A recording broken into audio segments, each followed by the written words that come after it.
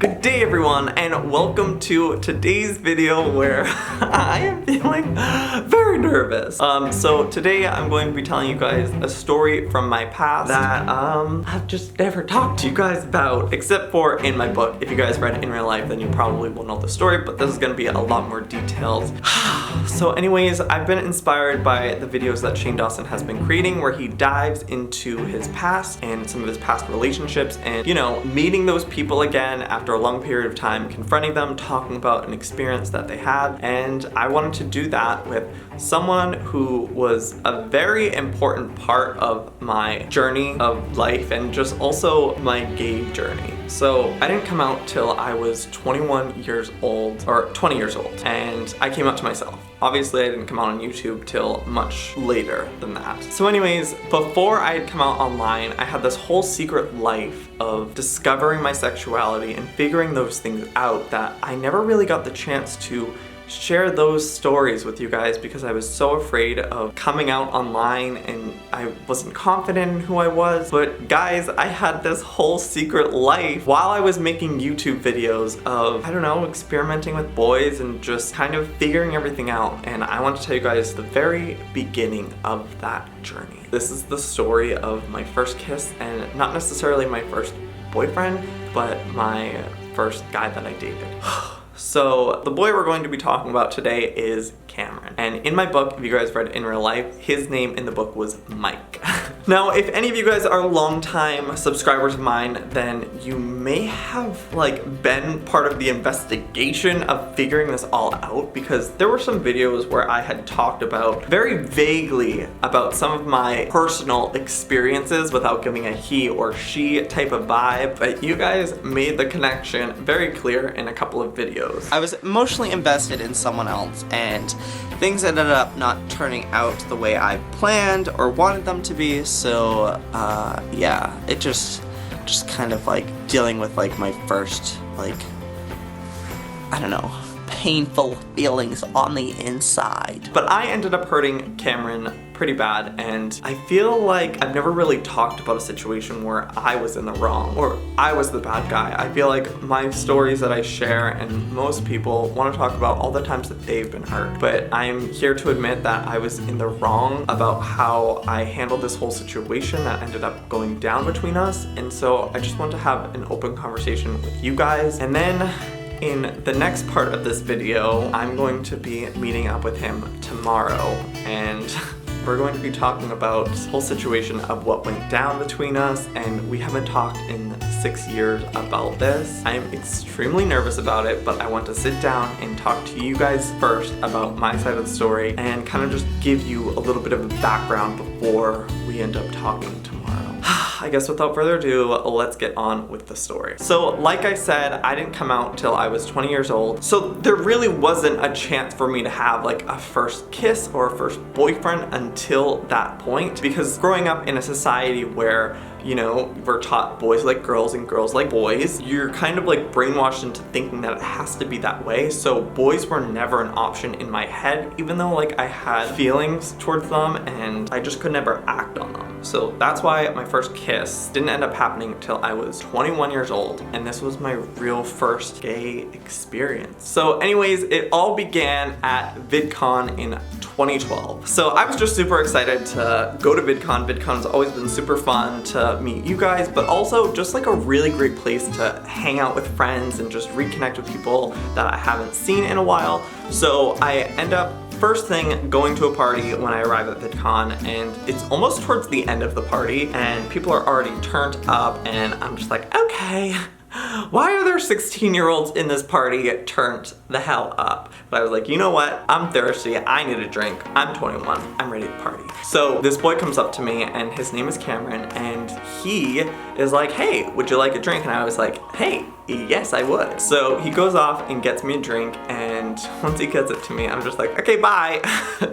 Such an asshole. This was the beginning of me being a dick. I think it was because I was just nervous. It wasn't necessarily me being ugh, bye. It was more just a boy just got me a drink. This makes me very uncomfortable, but I also like it at the same time. But it definitely came across rude. And I think that's going to be a common theme throughout this of why I did what I did and why I ended up hurting him in the end. So we end up meeting later on that night and he gives me his number and I'm freaking out. I'm like, oh my God, a boy wants to give me his number. This is so wild. So I take his number, VidCon the whole next day, craziness ensues, but nighttime, party time. So I end up at another party ends, end up running into him again. And he's like, hey, let's hang out again. So I'm like, okay, we can hang out in my hotel room with my friends. It'll be fun. So we go back to my hotel room, we're drinking. I end up getting drunk and doing handstands. You're gonna run into the door. Was that good though? Yeah, that was good. Okay. Yay. I was really into handstands in 2012. It was like my thing. So I ended up doing handstands in the hotel room. The rest of my friends are like, okay, peace out, Joey, or we're leaving, it's late. But Cameron ends up staying. It's just us in my hotel room. And I'm actually sharing a room with my friend Kat, but she's out doing her own thing, so she's not back. So we have the whole room to ourselves. We just begin talking and just connecting and talking about deep conversations. And this is like the first time that I'm like having these type of conversations with a boy, and it's just like a really cool and nice feeling, and it was like a feeling I think I really needed all those years because I never really had that because there was no real out gay boys in my school and I wasn't interested in girls, so I never really had this type of opportunity to have these feelings of having butterflies in my stomach, talking to a boy and being alone in a room and not knowing what to expect to happen and never having my first kiss and thinking maybe my first kiss is going to happen tonight. We get closer and closer on the bed and it feels like we're about to kiss, and tomorrow I'm definitely gonna ask him. I'm gonna be like, you know, like, what were you thinking during this time that we were on the bed? Like, in my head, we were getting close to kiss. Like, is that at all what you were thinking? I don't know, I'm just very curious to know his perspective on this entire story. So just as we're about to kiss, my friend Kat walks in and he just like gets away from me as quick as possible, and I do too, mostly because I just don't like want her to think that something was going on. So first kiss canceled. Wasn't gonna happen, but I was still determined. I was like, you know what? I've gotten this close. I've already convinced myself my first kiss is going to happen tonight with this boy, so let's make it happen. I end up walking him to the elevator to send him off, and he says his goodbye, and I'm just like, okay, what? No kiss? And then without even saying anything, he comes over and kisses me on the lips. But it was the fastest kiss I have ever experienced. It was just literally like, okay, that was it. And I was like so shook by it. Like I think I honestly blacked out during it because it happened so freaking fast. But I was like on cloud nine. I was like, I had my first kiss, even though it was super fast and not really what I expected, but I had it. So I ran back to the room and Kat was like, did you guys kiss? And I was like, yes, bitch, it happened, finally. My kiss virginity has been snatched. So I was freaking out. It was definitely like a relief, but also like I had so many freaking butterflies running through my stomach of just like feeling so free and happy knowing that this is who I am. Like also feeling a little wrong about it because like it was my first gay kiss and it just like felt wrong because I'd been taught that for so long, but I knew deep down that what I was feeling was right and what I had been needing. So it definitely confirmed like, yo bitch, you is gay. So there I am. I couldn't really sleep that night. I think I got like a couple hours. So next day VidCon, I'm actually planning on leaving, going home because I had to go work on my costume because I'm such a nerd, and Anime Expo was that following day. So I was like, I gotta go home and work on my costume, but there was still another day of VidCon. So I was very dedicated to my cosplay. I was gonna be a Kid Icarus Pit from Super Smash. So anyways, Cameron ends up convincing me that I should just bring the costume back to VidCon and he would help me work on it. So I was like,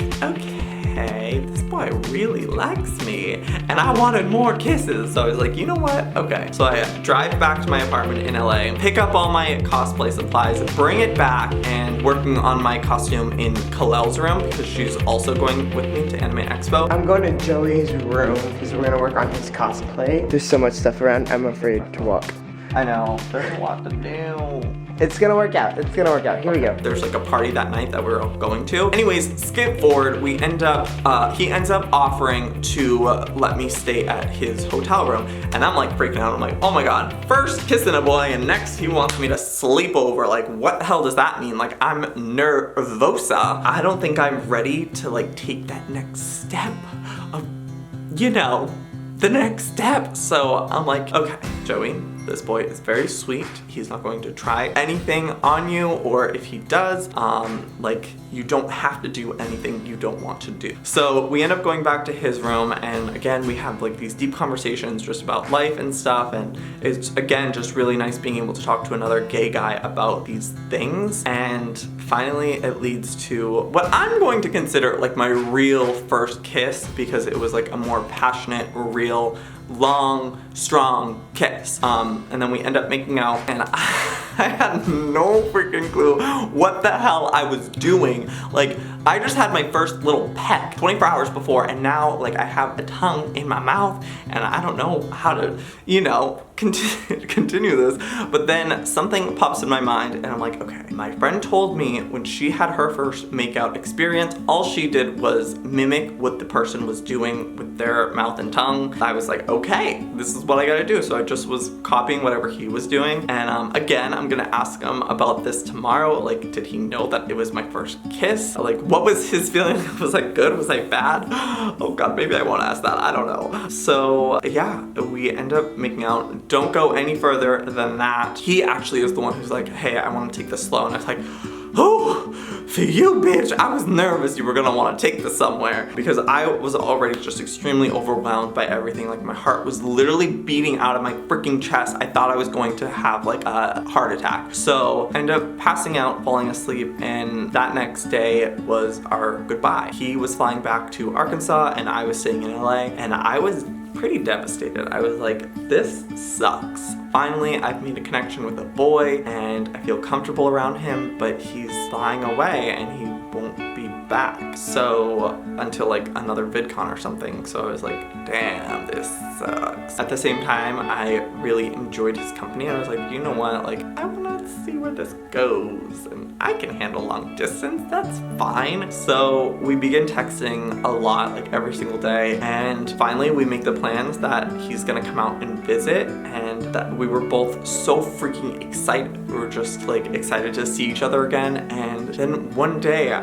like a couple days before he was supposed to come out, I just had this realization that this was not right and that this was a bad idea. It was something that I couldn't really explain. It was just something that I felt, and it came out of nowhere. And we had been Skyping a lot before this, and every time that we would Skype, I would get this huge high of just talking to him, and then when we'd have to say goodbye, it would just be so crushing and just be like, oh, but I just want to have a boy here that I can like cuddle with and go on dates with, and he's not there. He's just like there through my phone. And as comforting as that was, I knew that if he came out for a week and we had this amazing time together, having to say goodbye to him was going to be way freaking harder. So I knew that I had to make the hard choice of just ending things, and my biggest regret is how I went about it. I just randomly texted him one day and I was like, hey, I don't think it's a good idea anymore for you to come out, and I don't think that we should continue talking. And this came out of nowhere, out of left field for him, I'm sure, and I definitely want to, you know, talk to him about what he went through during this time, because right after that, it was like radio silence for me. And that is where I have like my biggest regret of just not communicating with him what I was feeling and what I was going through. It was just very brief, very sudden.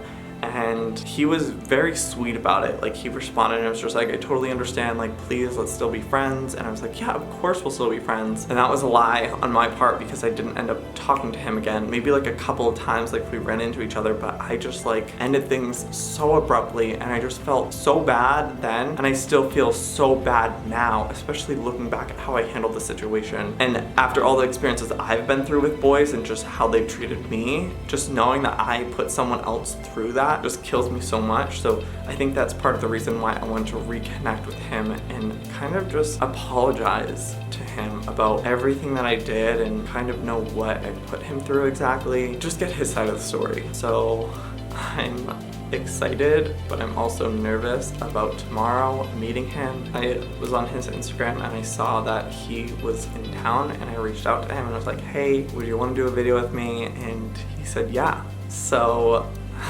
tomorrow's the day.